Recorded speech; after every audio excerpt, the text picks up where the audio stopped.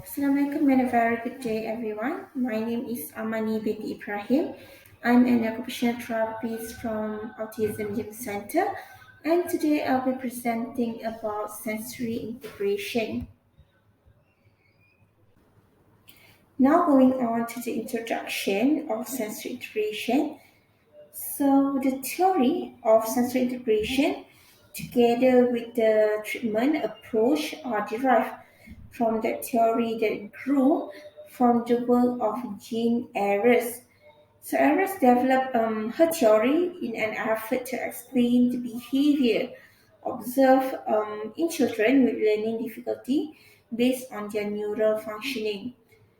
So specifically, Ayres hypothesized that some children with learning difficulties usually experience problems in organizing their sensory information for use.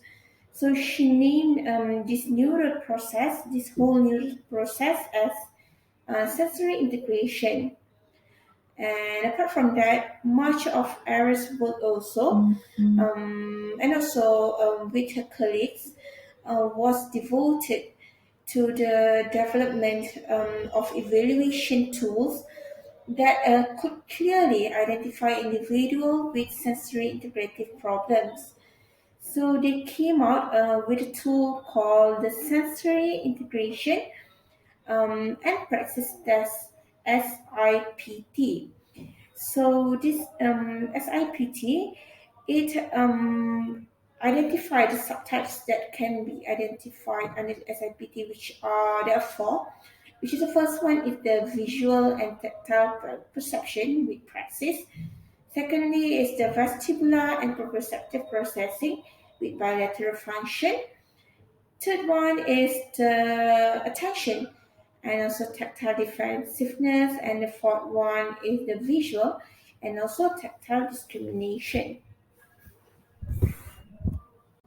So going on, so in recent years, scholars in sensory integration such as Johns, Miller and his colleagues have came out with sensory integration process and categorized them into different category.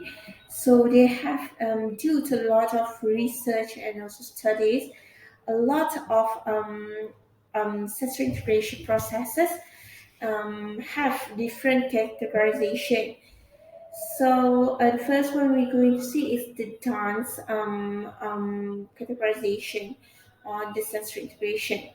So dance identified that the children with sensory modulation disorder has shown that they usually have a pattern of having poor registration of sensation, have hypersensitivity to stimuli, they might avoid certain sensation, and also they might seek some particular inputs.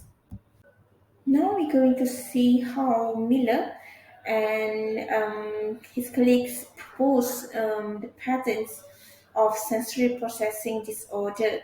So based on Miller, he have differentiate or categorize sensory disorder into three patterns, which is the first one is sensory modulation disorder.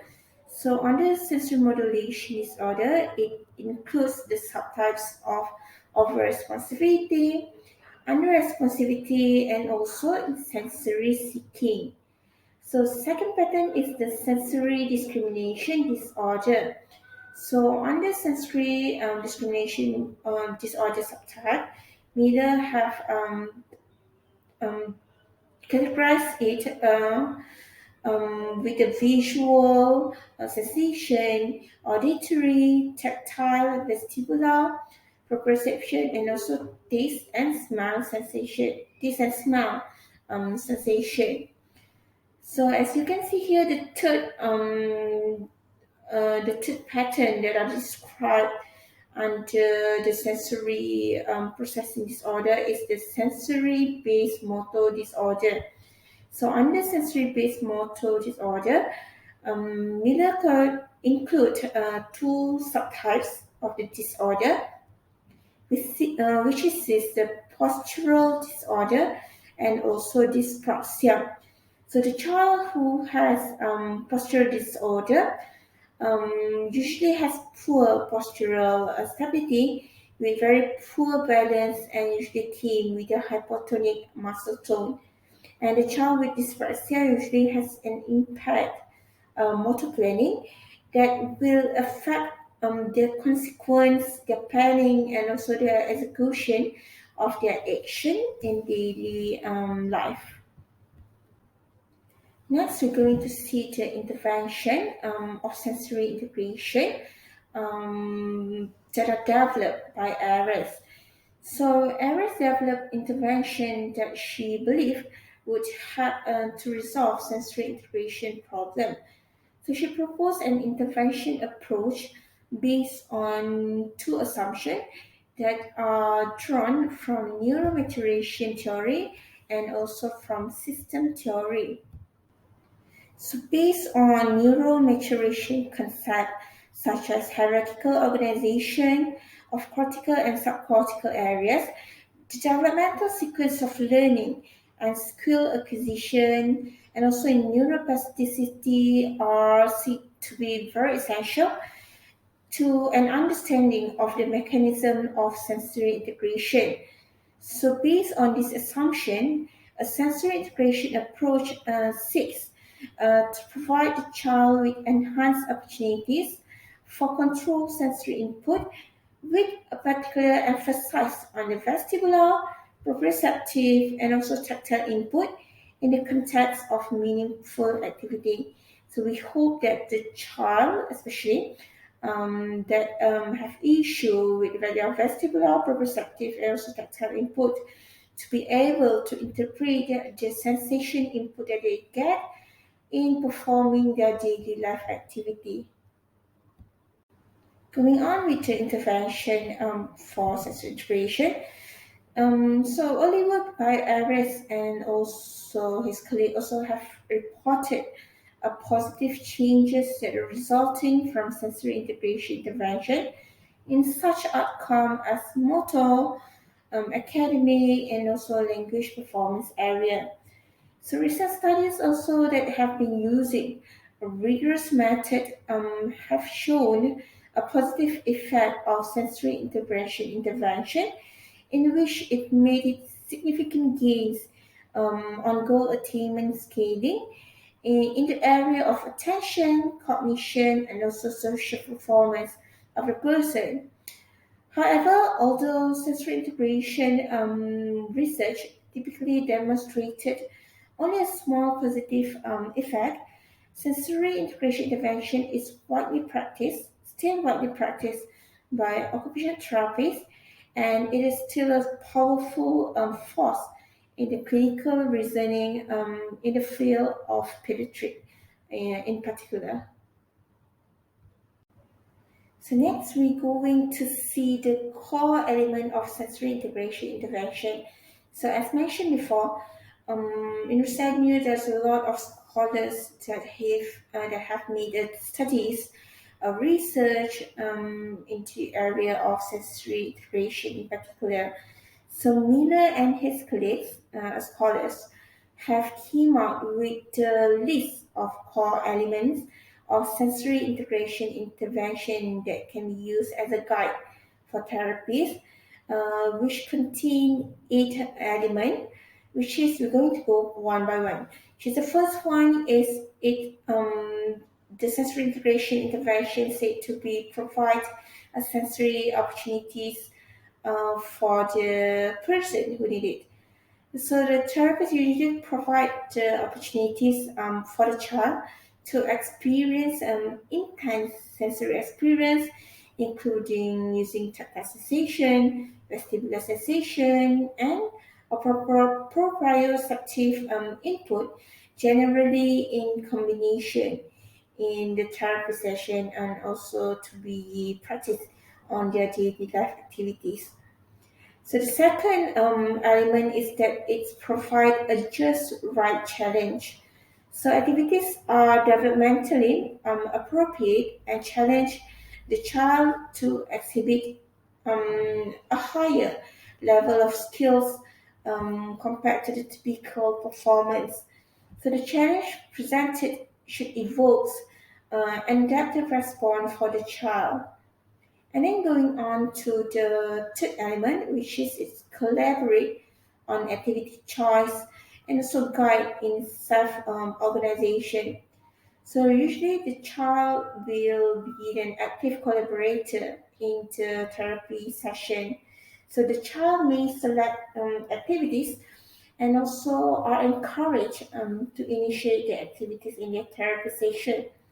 So the therapist can support and also guide the child in organizing their behavior and also in making choices and planning their activities.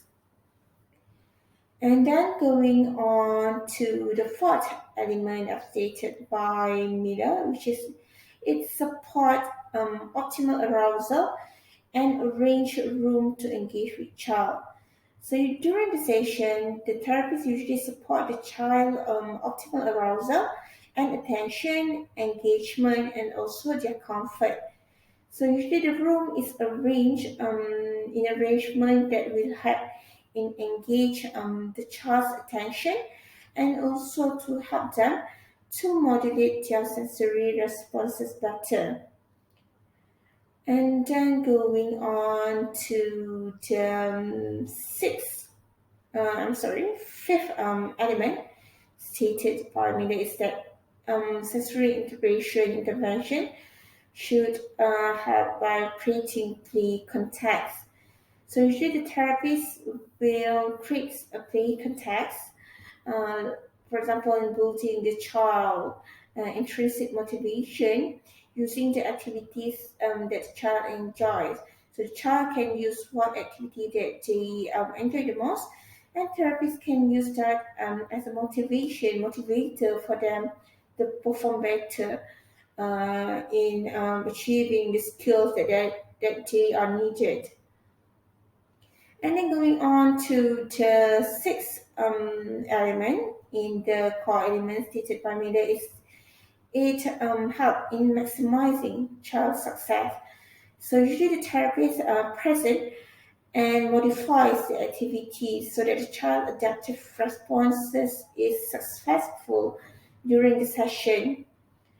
And then seven core element is that it should ensure physical safety of the child.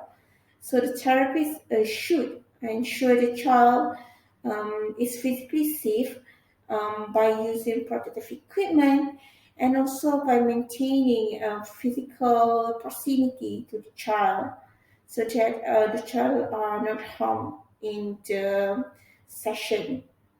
And last but not least, that it the sensory integration intervention, it fosters therapeutic alliance. So therapists should convey positive regards towards the child and also make efforts to build the child trust so that they can perform better in their daily life activities. So as a conclusion, we can say that sensory integration play a very important role. It's very essential in helping one to interpret their input, their sensory input in performing their daily life activities. Those who have a sensory integration disorder or problem may find difficulty in performing and also in blending well with their surrounding. So here are the reference that I use in making this slide. So thank you so much and have a very good day everyone.